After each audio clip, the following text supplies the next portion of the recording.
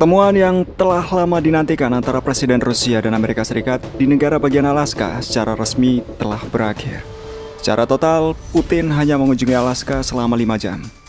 Pembicaraan kedua belah pihak dalam format 3 versus 3 berlangsung kurang dari 3 jam. Lalu, seperti apa hasilnya? Baiklah, kita mulai semuanya dari awal. Trump adalah orang pertama yang tiba di sana. Jet militer Boeing 747 milik Presiden Donald Trump yang dikenal sebagai Air Force One mendarat lebih awal. Ya, itu sudah pasti karena dialah tuan rumah dalam pertemuan ini. Tidak lama berselang, pesawat yang membawa Vladimir Putin mendarat di tanah Amerika, yang merupakan pesawat utama dalam armada kepresidenan Rusia. Pesawat Putin membutuhkan waktu sekitar 4 jam untuk mencapai Alaska dari Bandara Magadan di Rusia. Pertemuan tingkat tinggi ini meskipun diselenggarakan secara tergesa-gesa dalam hitungan hari, tampaknya tetap dipersiapkan dengan sangat matang. Segala sesuatunya mulai dari waktu kedatangan hingga lokasi parkir pesawat telah diatur dan disepakati oleh kedua belah pihak.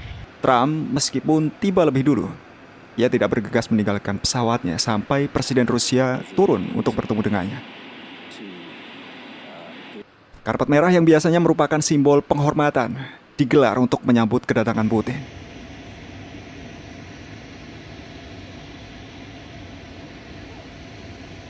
Tak sampai di situ, Amerika bahkan menggelar pertunjukan lainnya.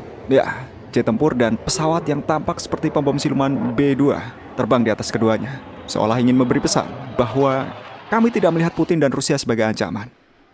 Presiden Amerika Serikat Donald Trump menyambut Presiden Rusia Vladimir Putin di pangkalan Elmendorf Richardson. Kedua pemimpin dunia berjabat tangan layaknya seorang sahabat lama. Ya, kira-kira seperti itulah media memberitakannya. Mereka berjalan bersama di karpet merah, berfoto bersama dan tidak menjawab pertanyaan wartawan, terutama teriakan seorang pembenci Rusia yang entah bagaimana memiliki akses ke lokasi tersebut. Setelahnya, Trump segera mengarahkan Putin ke limusin kepresidenannya untuk meninggalkan landasan pacu menuju gedung yang telah disepakati. Sebuah langkah yang tidak biasa. Hal serupa pernah dilakukan Trump kepada pemimpin Korea Utara Kim Jong-un pada tahun 2018 di Singapura. Ia telah berulang kali diingatkan para pengawalnya untuk tidak melakukannya, namun Trump tetap melakukannya. Diskusi kemudian dimulai di pangkalan gabungan Elmendorf Richardson. Dan ketika melihat jumlah kursi yang tersedia, banyak jurnalis mulai pesimis dan bertanya-tanya, jika di sini banyak kursi, di mana pertemuan empat mata keduanya akan berlangsung? Rencana awal mereka memang seperti itu.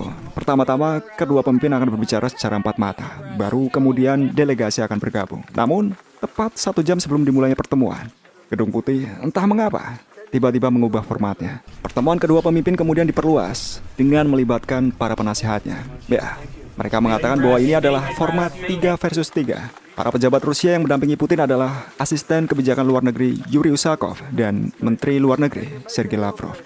Sedangkan Trump ditemani Marco Rubio dan Stephen Witkoff. Perlu diingat bahwa media barat sangat tidak ingin para pemimpin bertemu secara langsung, karena mereka yakin bahwa hal semacam itu akan memudahkan Presiden Rusia untuk meyakinkan Trump. Namun, pertemuan empat mata yang telah lama dinantikan itu tampaknya telah terjadi tanpa disadari banyak orang. Ya, meskipun masing-masing presiden seharusnya mengendarai limusinnya sendiri untuk menuju ke tempat pertemuan tersebut, kedua pemimpin sepakat untuk menaiki sebuah mobil. Mobil milik Trump. Saat mobil melaju pergi, terlihat jelas dari kaca bahwa kedua pemimpin sedang dalam suasana hati yang baik. Ya, Anda tidak dapat mendengar apa yang mereka bicarakan, namun Anda dapat melihat reaksi para pemimpin. Trump mengangguk, Putin tertawa, dan Kiev menangis. Di gedung pertemuan yang telah disepakati, para pemimpin duduk di depan poster bertuliskan Alaska 2025 dan Pursuing Peace. Jadi, tujuan pertemuan itu jelas, setidaknya dari perspektif Amerika Serikat, bahwa mereka mengejar perdamaian. Bisakah Anda membuat kesepakatan dengannya? Tanya seorang reporter kepada Trump. Trump tidak menjawab. Sesaat kemudian, Trump mulai membubarkan pers dan pembicaraan tertutup pun dimulai.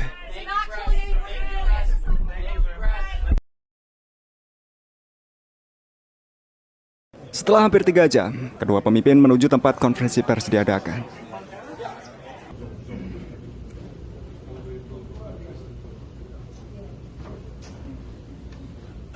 Наши переговоры прошли в конструктивной и взаимоуважительной атмосфере. Dalam pidatonya, Putin mengatakan, "Saya ingin berterima kasih kepada Presiden Amerika Serikat atas undangan untuk datang ke Alaska. Pertemuan di sini cukup logis, karena negara kita meskipun dipisahkan oleh lautan, sebenarnya bertetangga dekat." Selain itu, kepala negara berharap kesepakatan yang dicapai akan menjadi titik acuan tidak hanya untuk menyelesaikan masalah Ukraina, tetapi juga untuk memulihkan hubungan bisnis antara Rusia dan Amerika Serikat. Mengenai konflik di Ukraina, Putin mengatakan bahwa Trump sangat tertarik untuk mengakhiri konflik tersebut. Kami melihat keinginan pemerintah Amerika Serikat dan Presiden Trump secara pribadi untuk memfasilitasi penyelesaian konflik Ukraina dan keinginan mereka untuk mendalami esensi dan memahami akar penyebabnya, ujar Putin. Putin juga mengatakan bahwa Rusia memiliki posisi yang sama terkait konflik di Ukraina dan sangat tertarik untuk mengakhirinya. Kami selalu menganggap rakyat Ukraina, saya telah mengatakan ini berulang kali, saudara kami, meskipun kedengarannya sedikit aneh dalam kondisi saat ini. Tapi kami selalu menganggapnya seperti itu. Kami memiliki akar yang sama, dan semua yang terjadi saat ini bagi kami adalah sebuah tragedi dan kepedihan yang mendalam, kata Presiden. Dan sekali lagi, Putin tidak bosan-bosan mengingatkan semua pihak bahwa untuk mencapai penyelesaian konflik yang berkelanjutan dan berjangka panjang, semua akar penyebab konflik harus dihilangkan. Saya berharap kesepakatan yang telah kita capai akan memungkinkan kita untuk lebih dekat dengan tujuan tersebut dan membuka jalan menuju perdamaian di Ukraina, kata Putin. Putin berharap Kiev dan ibu kota Eropa akan memandang hasil negosiasi secara konstruktif dan tidak akan menciptakan hambatan apapun, tidak akan mencoba mengganggu kemajuan yang telah dicapai dengan provokasi atau intrik di balik layar. Putin juga berbicara tentang percakapannya dengan Presiden Amerika Serikat saat itu, Joe Biden, pada tahun 2022. Menurutnya, dia telah berusaha meyakinkan kakek Joe untuk tidak membawa situasi yang dapat mengakibatkan konsekuensi serius berupa aksi militer, dan itu jelas tidak didengar. Hari ini kita telah sama-sama mendengar pernyataan Presiden Trump. Jika dia menjadi presiden, perang tidak akan terjadi. Saya pikir pernyataan ini benar. Dan saya punya banyak alasan untuk percaya bahwa dengan bergerak di jalur ini, kita dapat mencapai akhir dari konflik di Ukraina, kata Putin. Mengenai hubungan bilateral kedua negara, seperti yang dikatakan Putin, Rusia dan Amerika Serikat sudah lama tidak mengadakan pertemuan semacam ini, tepatnya selama lebih dari 4 tahun.